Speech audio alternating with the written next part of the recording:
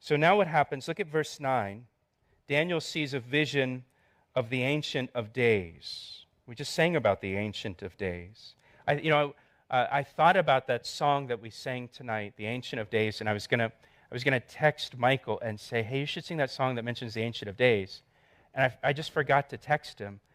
But then he did it anyways. Isn't that great? Just the Holy Spirit took care of it. So now in verse 9, it says, I watched. So again, he's watching in this dream. He sees this fourth beast that's indescribable. And out of that fourth beast comes these 10 horns, and then a little horn comes out, and the little horn conquers 3 of the 10. And so now he's watching this, and then, verse 9, I watched till thrones were put in place, and the Ancient of Days was seated. And his garment was white as snow, and the hair of his head was like pure wool. His throne was a fiery flame, its wheels a burning fire. The Ancient of Days is God. It's God the Father, in fact, because we're going to see the Son of Man later in the chapter. So there's a distinction here between the Ancient of Days and the Son of Man. And what Daniel sees here, and this is so important, as he sees this little horn come to power, the Ancient of Days prepares for judgment. So as the little horn comes to power, the one that we know as the Antichrist, the Ancient of Days is preparing for judgment. And this judgment will take place during what's known as the tribulation period that's described in detail in Revelation chapters 6 through 19. It's the 7-year period where God pours out his wrath upon the earth and judges the earth and the wickedness of mankind. Now, the church is removed from the earth before that takes place. We're not appointed to wrath. We're not going to be here for that. But this is the stage that's being set here in this vision. As the little horn rises to power, God is in heaven preparing for judgment.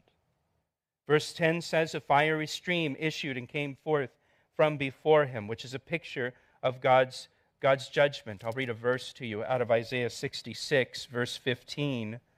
For behold, the Lord will come with fire, and with his chariots like a whirlwind, to render his anger with fury, and his rebuke with flames of fire. For by fire and by his sword the Lord will judge all flesh, and the slain of the Lord shall be many. So we see God's judgment here. Again, this is during the tribulation period, and we will not be here for that, but this is what's going to take place, God's judgment on the earth. Verse 10 goes on to say, 1,000 thousands ministered to him. Again, he sees the throne of the Ancient of Days in heaven. 1,000 thousands ministered to him, speaking of angelic beings in heaven around the throne of God. 10,000 times 10,000 stood before him. That's the saints, that's believers that stand before his throne worshiping him. We'll be there in heaven with him as he judges the earth, if you're a believer in Jesus Christ. It says the court was seated. God is pictured here on his throne, seated, ready to judge the nations. And then it says, and the books were opened. These books that are in heaven. Revelation chapter 20, if you're taking notes, I'll just read it to you.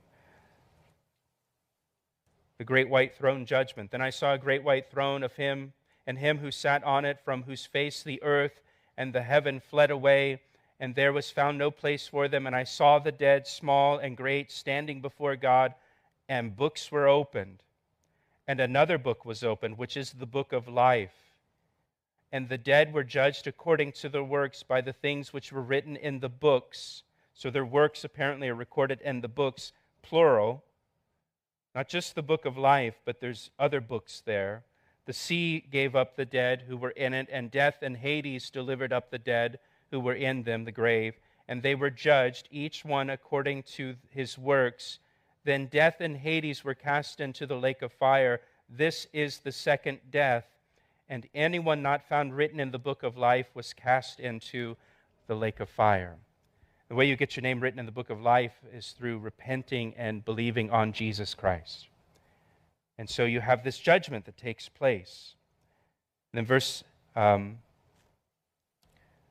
Verse 11, it says, "And I watched, then because of the sound of the pompous words which the horn was speaking," that's the little horn, this final world leader, "I watched till the beast was slain and its body destroyed and given to the burning flame." Again in Revelation chapter 19, verse 20, it says, "Then the beast was captured, and with him the false prophet who worked signs in his presence, by which he deceived those who received the mark of the beast and those who worshipped his image.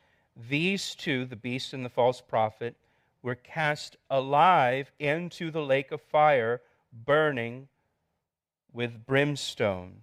And then again, over in chapter 20, verse 10, "The devil who deceived them was cast into the lake of fire and brimstone, where the beast and the false prophet are, and they will be tormented day and night forever and ever." So there's this judgment, and this final beast, the little horn, or the Antichrist, he's slain, he's judged, and his body is destroyed and given to the burning flame. It's cast into the lake of fire.